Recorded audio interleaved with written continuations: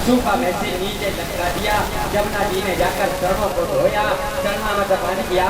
हे स्वामी मेरा जीवन सफल हो गया, अब हम मार्ग देते हैं, अब आप चले जाइए। बोलिए कृष्ण कन्हैया लाल की। वसुदेव ने जमुना जी को पार किया, कन्हैया को लेकर के नंद भवन में पहुंचे। नंद बाबा के दरवाजे पर वसुदेव को अंदर ले गए। कहा वसुदेव आते समय किसी ने तुम्हें देखा तो नहीं, दुष्ट दुराचारी कंस को सूचना तो नहीं मिल गई? बड़ा सच्चाई है, दुराचारी है, इसको पता न चल जाए। वसुदेव ने कहा बाबा किसी ने नहीं देखा, ये तो भगवान की ऐसी विचित्र लीला है। आज की रात इतनी बड़ी रात, इतनी बड़ी रात हो रहा हो, भगवान की लीला।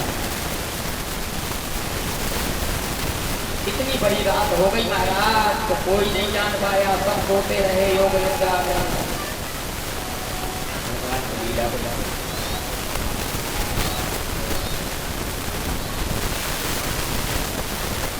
समय समय की बात है, समय समय लो जान, कछु समय के रात बड़ी, कछु समय की रात बड़ी, कछु समय के दिन बड़े। इतनी बड़ी रात हो गई तो कोई भेद नहीं जानता है। नंद बाबा ने कहा वसुदेव अपनी नाना को ले चलो। अंदर जो है यशोदा कि यहाँ प्रसव हो गया है, लेकिन कन्या को जन्म दिया है। बेचारी बेहोश हुई है, उसको होश ही नहीं है कि मेरे यहाँ लाला भयो है कि लाली भई है, तो कोई पता नहीं।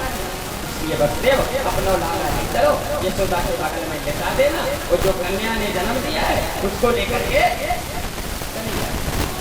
वसुदेव की आंखें भर आई।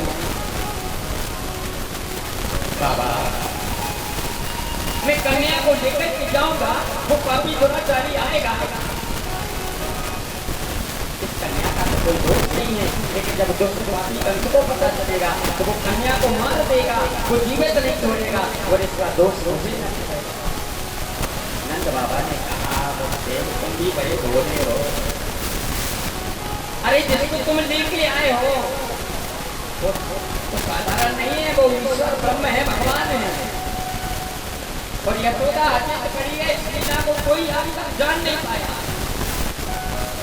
और वो कन्या खेल रही है बगल में, वो कन्या को साधारण मत समझो, वो आदि शक्ति माँ भवानी है। इस धरा पर जब ब्रह्म का प्राकट्य होता है तो बिना शक्ति के नहीं होता।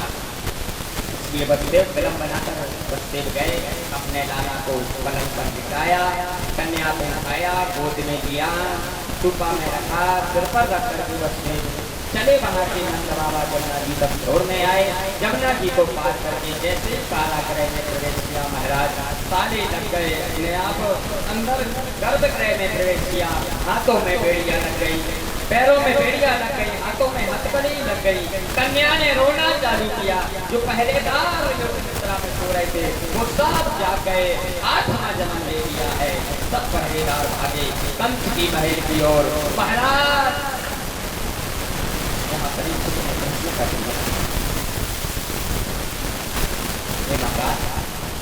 अभी अभी हमने कथा सुनी तो वसुदेव के बंधन कर गए, और अभी अभी आप कह रहे हैं कि कन्या लग गई, बेड़ियां लग गई। सुखदेव जी महाराज ने कहा राजा जब आत्मा का परमात्मा से मिलन होता है तो संसार के सारे बंधन टूट जाते हैं, और जब आत्मा का माया से मिलन होता है तो संसार के सारे बंधन बन जाते हैं।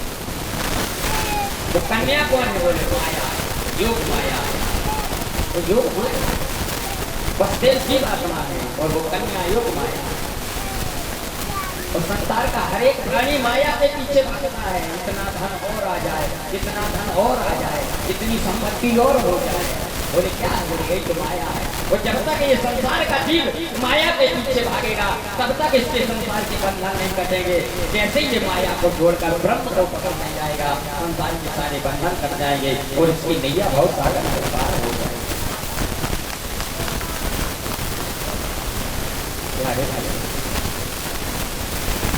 धन संपत्ति को जोड़ना, धन संपत्ति को इकट्ठा करना, पैसे का कमाना बुरा नहीं। खूब कमाओ, खूब धन जोड़ो, खूब मकान बनाओ, खूब जमी रही तो बुरा नहीं, लेकिन भागवत कथा कहती है कि धन संपत्ति को जोड़ के इकट्ठा करना और संपत्ति का दुरुपयोग करना ये पाप प्रवृत्ति है, इससे पाप बनेगा, इससे परिवार में गलत संदेश जाएगा, बच्चों के संस्कार बिगड़ेंगे। इसलिए धन का जोड़ना गलत नहीं है। धन नहीं होगा तो धर्म कैसे करोगे? धन से ही तो धर्म होता है। इसलिए धन कमाओ, लेकिन धन में आसक्ति ना रखो, आसक्ति भगवान में रखो, धन में आसक्ति ना रखो। और यदि धन में आसक्ति हो जाएगी तो माया के बंधन से मुक्ति नहीं मिलेगी, पकड़ता रहेगा चौराहों के चक्कर में जाने लगेगा। प्यारे भाई, भगवान की लीला बड़ी अद्भुत लीला है। सुखदेव जी महाराज कहते हैं, मेरा जन्म बंधन में सुखदेव बन गए, कन्या ने रोना चालू किया, द्वारपाल भागे, महाराज आठवां। जैसे ही कंस ने सुना आत्मा जन्म ले चुका है, उठाई तलवार, कारागृह की ओर कंस दौड़ पड़ा। ऐसे दौड़ा महाराज, ऐसे दौड़ा, सिर का मुकुट गिर गया, गले की माला टूट के गिर गई, कंधे का पीतांबर गिर गया। भागवत कथा तो कहती है कंस स्वयं गिर गया, तलवार हाथ से टूट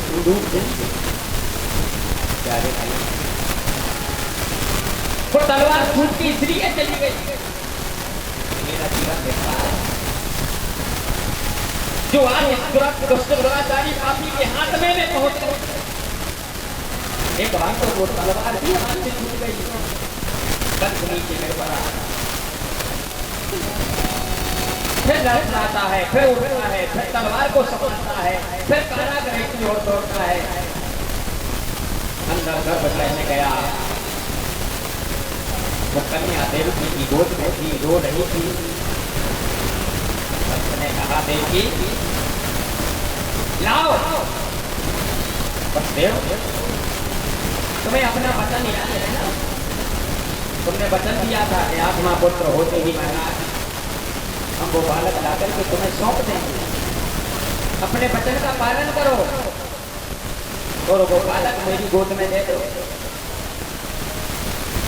बस देवकी से कहा, बहन क्या तुम अपने भाई से प्रेम नहीं करती हो? तुम जानती हो आकाशवाणी में क्या कहा था, ये मेरा काल है, मेरा शत्रु है।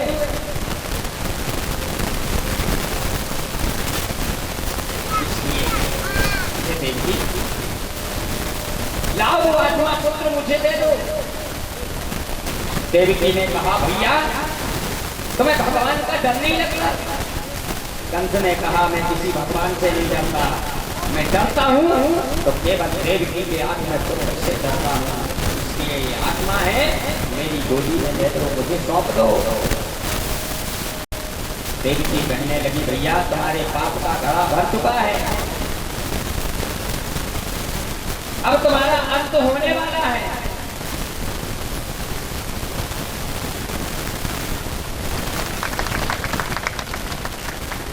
बोलिए भागवत भगवान।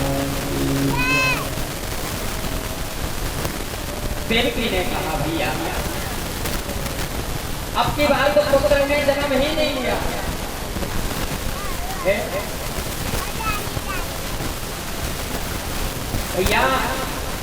इस बार तो कन्या ने जन्म लिया है। कंस जोर जोर से हंसने लगा, मेरे डर के कारण। कंस ने विचार किया कि मेरे डर के कारण, और देवकी के यहाँ जन्म लेने वाली संतान कन्या बन के आने लगी। कंस का इतना बड़ा डर है। कंस ने सोचा, जब कन्या बन के आई है, कन्या है, उसको मारना ठीक नहीं, शास्त्र के विरुद्ध हो जाए, उसको मारेंगे ठीक नहीं, इसको जीवित छोड़ दो। प्रवृत्ति दुष्ट प्रवृत्ति का था, फिर उसका भाव बदल गया। उसने सोचा जीवित छोड़ देंगे, ऐसा ना हो बड़ा बनकर के पुत्र बन जाए। इसकी लीला बड़ी अद्भुत है, इसलिए इसको छोड़ना उचित नहीं होगा। और कहा देवकी लाओ, आत्मा है ना, आकाशवाणी ने भी आत्मा कहा था, आज तक की गिनती मुझे पसंद नहीं है, मेरे हाथ में दे दो। देवकी ने अपने आंचल से उस कन्या को लगा लिया, स्थल से दुख की धार बहने लगी, आंखों से अश्रुपात हो रहा है। अरे भैया तुम कैसे भाई हो, एक बहन की गोद में से उसके बच्चों को छीन करके 6 बच्चों को तुमने मार दिया, तू कैसा भाई है?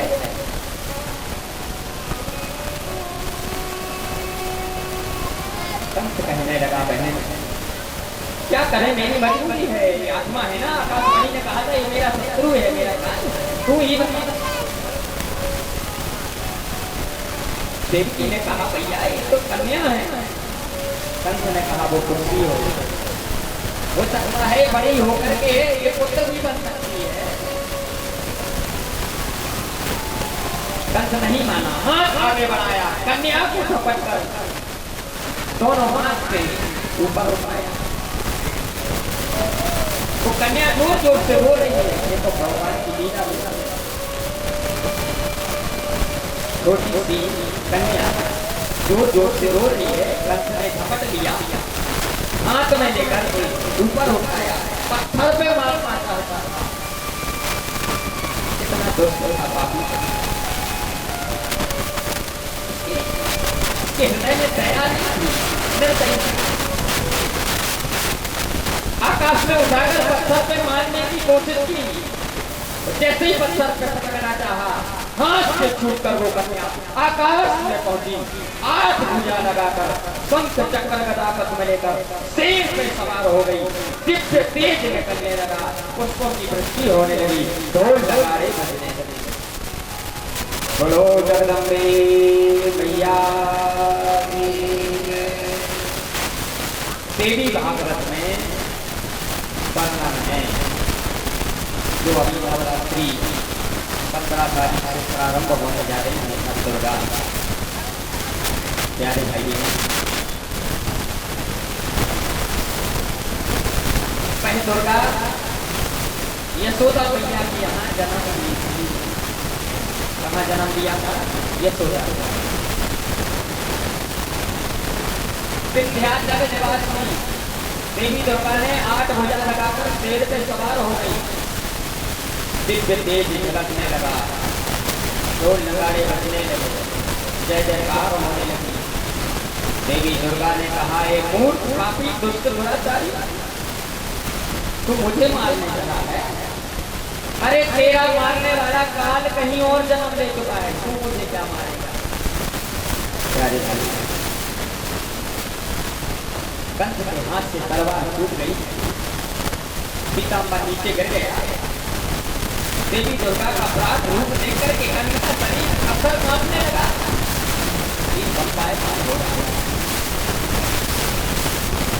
जिस सिंह पे माता सवार थी वो सिंह गर्जना कर रहा है, दहाड़ मार रहा है। सिंह की दहाड़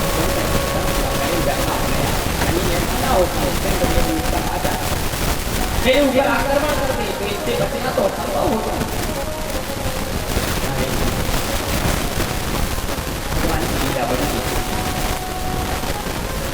नवरात्रि का समय नजदीक है, देवी दुर्गा प्रकट हो गई। देवी मैया के चरणों में एक छोटी सी प्रार्थना करते हुए हम लोग आगे चलेंगे।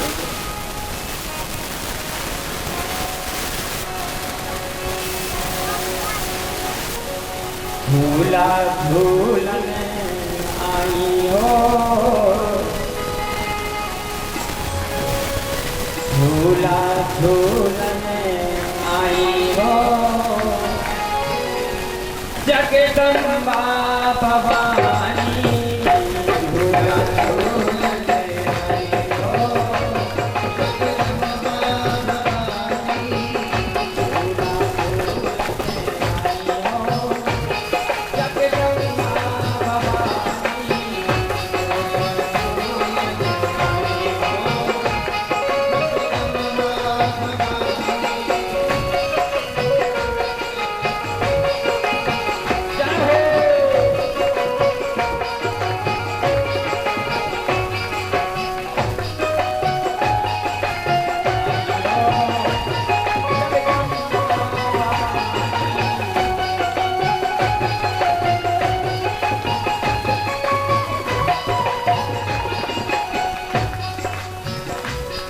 जगदम्बा भवानी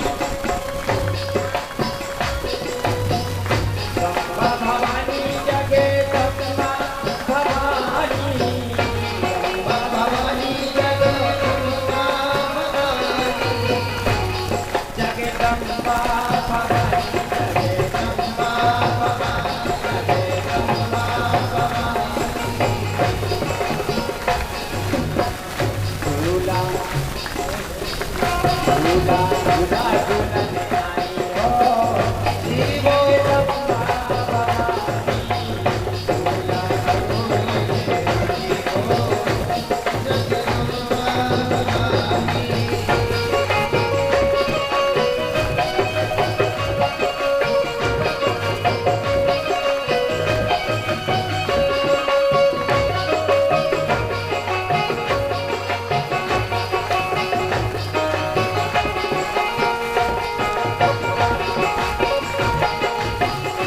ताली बजाते हुए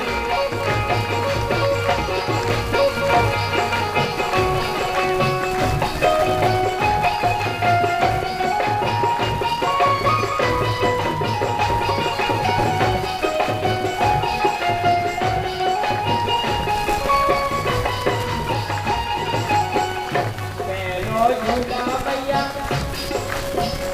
ओ माता पैरो झूला मैया सतयुग